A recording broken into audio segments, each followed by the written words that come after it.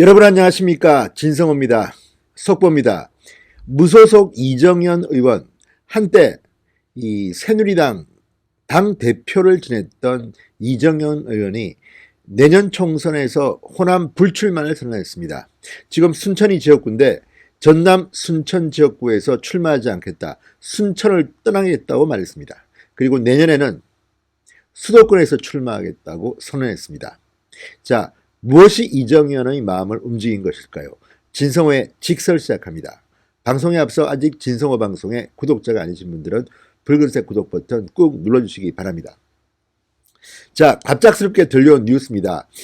이정현 의원이 오늘 오후 자신의 지역구인 전남 순천의 순천대 70주년 기념홀에서 열린 의정보고회에서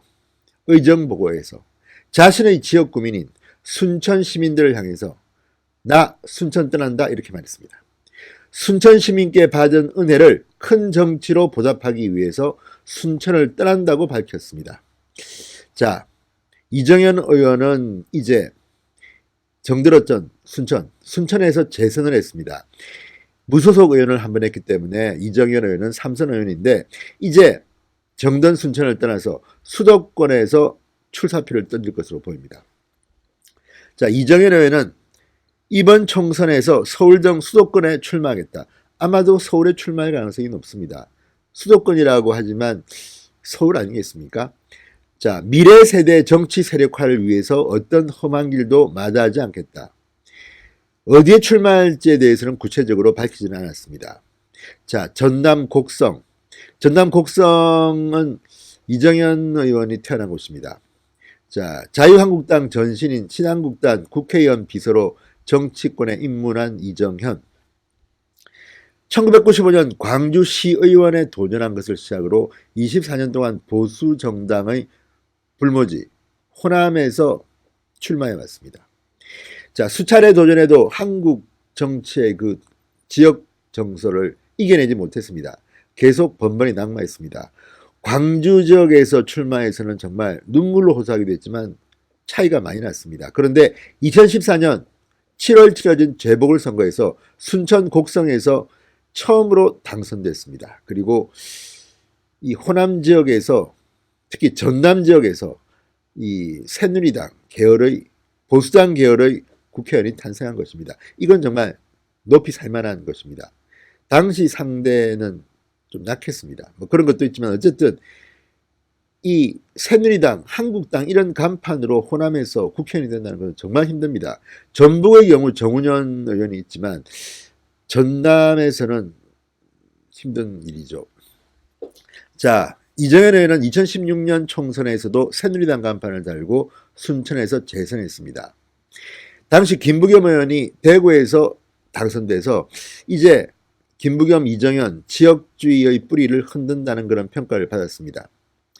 그런데 지금 정서는 제가 봐도 이정현 의원이 순천 곡성 출마한다면 당선될 가능성은 별로 없어 보입니다. 지금 박근혜 대통령 탄핵 이후 호남 지역은 더욱더 공고화됐습니다. 지역주의의 벽이. 그리고 이정현 의원도 고향에서 국회의원을 하고 싶지만 그게 가능하지도 않고 또 미래 세대를 포섭하는 새로운 정당을 만들겠다. 신당을 창당했다고 얼마 전 이정현 의원이 밝힌 적이 있습니다. 자, 그 꿈이 어떻게 실현될지는 그 신당의 모습을 보고 평가할 일입니다.